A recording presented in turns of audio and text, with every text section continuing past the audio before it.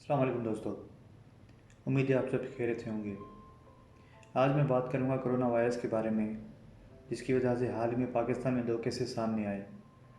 शुरू करने से पहले मैं आपको थोड़ा वायरस के बारे में बताना चाहूँगा। वायरस है क्या? वायरस एक छोटा सा मुतद्दी एजेंट होता है जो किसी लिविंग थिंग के अंदर नकल व हरकत करता है। वायरस जानवरों और पौधों से लेकर माइक्रोजीनोम्स तक, जिसमें बैक्टीरिया आर्काइव शामिल हैं, ज़िंदगी के तमाम अक़साम को मुतासर करता है। क्या वायरस को पैदा किया जा सकता है? ज़्यादातर ज़िंदा चीज़ों के बरक्स वायरस में सेल्स नहीं होते जो तकसीम होते हैं। नया वायरस बनाने के लिए पहले से मौजूद किसी वायरस को म्यूटेशन के थ्रू उनके जीन्स में तब्दीली लाके नया वायरस बनाया जा सकता है।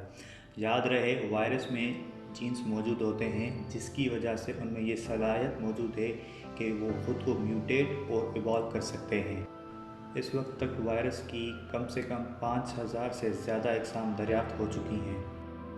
ऐसे वायरस बैक्टीरिया से ज़्यादा ख़तरनाक हैं। अगर वायरस ने किसी पर अटैक कर दिया तो उसका इलाज मुमकिन नहीं। वायरस से सिर्फ बचा जा सकता है, जिसे हम प्रिवेंटिव क्योर कहते हैं। जिस तरह पोलियो एक वायरस है, अगर पोलियो का वायरस किसी पे अटैक करता है तो उसके बाद उसका इलाज मुमकिन नहीं। इसीलिए पोलियो की हमेशा वैक्सीनेशन होती है, मतलब बीमारी या वायरस लगने से पहले उसका इलाज किया जाता है। जबकि दूसरी तरफ ऐसी बीमारियां जो बैक्टीरिया की वजह से होती हैं, उनका इलाज मुमकिन है। वायरस फैलता कैसे है? एक शख्स या जानवर जो पहले ही किसी वायरस से मुतासर हो चुका है, उसे हम रिजर्वायर कहते हैं, यानी कि वायरस का ज़ख़ीरा कहलाता है। और अगर कोई फ़र्द या जानवर किसी वायरस से मुतासर है और ज़िंदा चल फिर रहा है, तो ऐसे शख्स या ऐसे जानवर को हम उस वायरस का कैरियर कहलाते हैं, और ऐसे ही कैरियर वायरस को आगे फैलाते हैं। करते हैं कोरोना वायरस की। कोरोना वायरस है क्या? कोरोना वायरस दरअसल कोई नई चीज़ नहीं है। कोरोना एक ख़ानदान का नाम है। इस ख़ानदान में मुख्तलिफ़ वायरसेस पाए जाते हैं। इससे अलावा और बहुत से वायरसेस हैं जो कोरोना वायरसेस के ख़ानदान से ताल्लुक़ रखते हैं, जिसमें कॉमन फ्लू यानी कि आम ज़ुकाम भी शामिल है। इससे पहले सार्स नामी एक वायरस आया था जो भी इसी ख़ानदान से ताल्लुक़ रखता था। मौजूदा वायरस एक नई किस्म का वायरस है जो 31 दिसंबर 2019 में चीन के वुहान शहर में जिसका आगाज़ हुआ। इसे जो नाम दिया गया है वो है नोवेल कोरोना वायरस या NCOV 2019। अब नोवेल का मतलब है नया। यह वायरस इतना नया है कि साइंटिस्ट को उसका नाम रखने का भी वक्त नहीं मिला। अब मैं आपको एक ग्राफ की मदद से दिखाता हूँ कि कौन से दूसरे वायरस इस ख़ानदान से ताल्लुक़ रखते हैं। अगर हम ग्राफ की लेफ़्ट साइड देखें तो दो वायरसेस 229E और OC43 जो 1960 में सबसे पहले डिस्कवर हुए थे, और दूसरे नंबर पे है सार्स कोरोना वायरस, जिसका फुल फॉर्म है सीवियर एक्यूट रेस्पिरेटरी सिंड्रोम, जो सबसे पहले चाइना के प्रोविंस ग्वांगडोंग में 2002 में सामने आया। और चौथे नंबर पे है H कोरोना वायरस NL63, जो सबसे पहले नीदरलैंड मुल्क में एक बच्चे में पाया गया। उसके बाद है HKU, जो सबसे पहले हांगकांग में 2005 में पाया गया। उसके बाद आता है मर्स कोरोना वायरस। मर्स का फुल फॉर्म है मिडिल ईस्ट रेस्पिरेटरी सिंड्रोम। इसका first confirm case Saudi Arabia में तकरीबन 2012 में सामने आया। अब सवाल ये पैदा होता है कि कोरोना वायरस जो अभी चल रहा है, इसका कैरियर कौन है? तमाम वायरस का कैरियर सबसे पहले कोई ना कोई जानवर होता है। इसी तरह जो सार्स मैंने पहले बात की, उसका कैरियर एक चमगादड़ था। इसी ख़ानदान का एक और वायरस जिसे मर्स कहा जाता है, जो मिडिल ईस्ट में आया था, उसका कैरियर एक ऊँट था जो कैमल फ्लू यानी कि ऊँट के ज़ुकाम से फैला था। अभी तक इस नए कोरोना वायरस के कैरियर की तस्दीक नहीं हो सकी। कुछ साइंसदानों का ख्याल है कि इसका कैरियर एक सांप हो सकता है, जबकि दूसरे कहते हैं कि इसका कैरियर एक चमगादड़ है। اب اس کے سمٹمز کیا ہیں، یعنی کہ اس کی علامات کیا ہیں، کیسے پتہ چلے کہ کسی کو کرونا وائرس لگ گیا ہے؟ یہ جو ابھی میں نے ڈسکس کیے ان سارے وائرسز میں کامن چیزیں ہیں، یعنی کہ کھانسی، نزلہ، فلو، سر درد، بخار، سردی لگنا، گلے کی سوزش جیسی علاماتیں، یہ ساری اگر آپ دیکھیں تو یہ ساری علاماتیں کسی کامن فلو میں نہیں، یعنی عام زکام میں بھی پائی جاتی ہیں۔ یہی ساری علامات بھی کسی کرونا وائرس انفیکٹڈ پرسن میں بھی شامل ہوں گی۔ انہی کامن سمٹمز کی وجہ سے ڈاکٹرز کو اس کی شناخت کرنا مشکل ہو گیا ہے۔ اس کا انکیوبیشن پیریڈ کیا ہے، مطلب کتنے دنوں میں پتہ لگے گا کہ اگر یہ وائرس کسی بندے کو لگ گیا ہے اور اس کے سمٹمز اس میں نظر آنا شروع ہو جائیں گے۔ سائنٹسٹ کے مطابق یہ کم سے کم 2 اور زیادہ سے زیادہ 12 دن میں اپنے سمٹمز دکھانا شروع کر دیتا ہے۔ اس وائرس کی وجہ سے کتنا نقصان ہو چکا ہے؟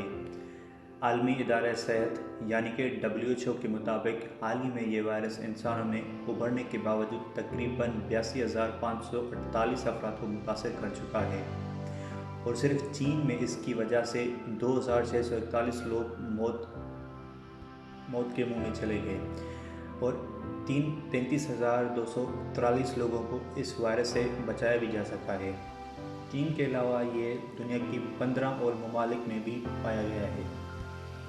اس کا شرح اموات یعنی کہ مورٹیلٹی ریٹ بہت کم ہے۔ اگر ہم موت کی تعداد کو متاثرہ افراد کی کل تعداد سے تقسیم کریں گے تو اس کا مورٹیلٹی ریٹ صرف 2% بنتا ہے، یعنی کہ اگر 100 لوگ اس وائرس کی وجہ سے متاثر ہوئے ہیں تو ان میں سے 98% مطلب 98 لوگوں کو بچایا جا سکتا ہے۔ اب جو لوگ اس وائرس کی وجہ سے مر چکے ہیں ان کا اپنا امیون سسٹم بہت کمزور تھا کسی اور بیماریوں کی وجہ سے، یا وہ کافی ایجڈ تھے، مطلب بزرگ لوگ تھے۔ ایک ٹیبل کے ساتھ میں آپ کو کرونا وائرس اور دوسرے اہم وائرسز کا کمپیریزن کر کے دکھاتا ہوں۔ اگر آپ دیکھیں گے تو سب سے پہلے ایبولا وائرس جو 1976 میں ڈسکور ہوا تھا، اس کا فیٹیلٹی ریٹ 40% تھا جو 9 کنٹریز میں پھیلا تھا۔ دوسرے نمبر پہ نیپا جس کا فیٹیلٹی ریٹ 77.6% تھا جو صرف 2 ملکوں میں پھیلا تھا۔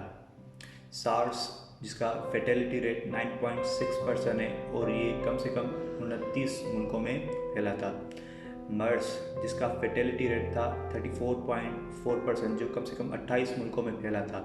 لاسٹ جو لیٹسٹ وائرس ہے کرونا وائرس، وہ اس کا فیٹیلٹی ریٹ صرف 3.4% ہے اور یہ کم سے کم 45 ملکوں میں پھیل چکا ہے۔ ایک دلچسپ حقیقت یہ ہے کہ زیادہ پھیلنے والے وائرسز میں اموات کی شرح کم ہوتی ہے اور کم پھیلنے والے وائرسز میں اموات کی شرح زیادہ ہوتی ہے۔ اگر ہم ایبولا کی بات کریں جس کی اموات کی شرح یعنی مورٹیلٹی ریٹ جس کا 70% تھا، وہ کم ملکوں میں پھیلا۔ 70% سے مراد کہ اگر کوئی فرد ایبولا سے متاثر ہوتا ہے تو 70% امکان ہے کہ اس شخص کی موت ہو سکتی ہے۔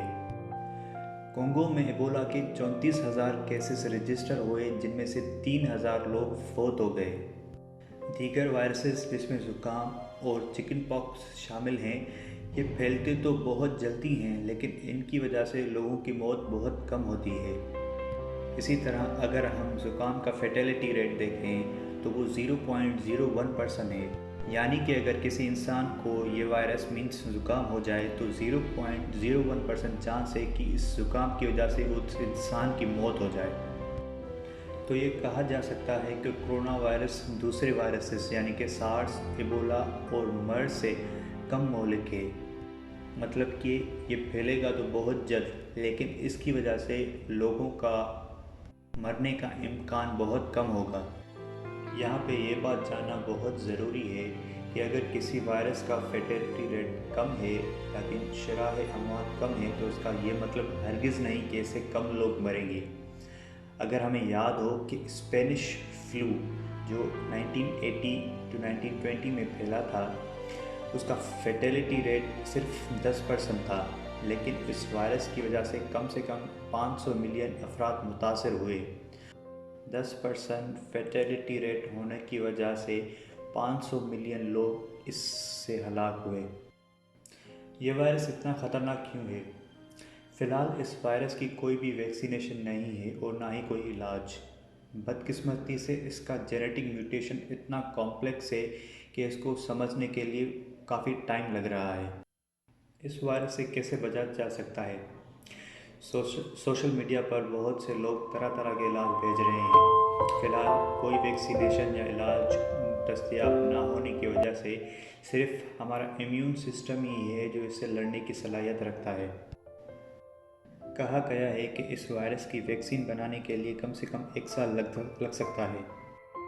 اسی طرح جب سارس پھیلا تھا تو اس کی ویکسین بنانے کے لیے کم سے کم 20 ماہ لگ گئے تھے۔ اس کا واحد علاج یہ ہے کہ اس کو زیادہ پھیلنے سے روکا جائے۔ 90% کیسز اس وائرس کے صرف چائنا میں پائے گئے ہیں اور خوش قسمتی سے زیادہ تر لوگ چین میں ٹھیک ہو گئے ہیں۔ وہاں جس جگہ یہ سب سے پہلے شروع ہوا اس کو کوارنٹین کیا گیا ہے، یعنی کہ نہ کوئی لوگ اس علاقے میں جا سکتا ہے اور نہ ہی وہاں کے لوگ اس علاقے سے کسی اور جگہ جا سکتے ہیں۔ لہٰذا بیرون ملک مقیم لوگوں کو اتنا خوف زدہ نہیں ہونا چاہیے۔ ہاں، احتیاطی تدابیر جاری رکھیں۔ یہ صرف میڈیا ہے جو خوف پیدا کرنے کی کوشش کر رہا ہے۔ اس سے بڑا معاشی نقصان ہو گیا ہے۔ ایک اندازے کے مطابق یہ چینی معیشت کو $50 بلین کا نقصان پہنچا سکتا ہے۔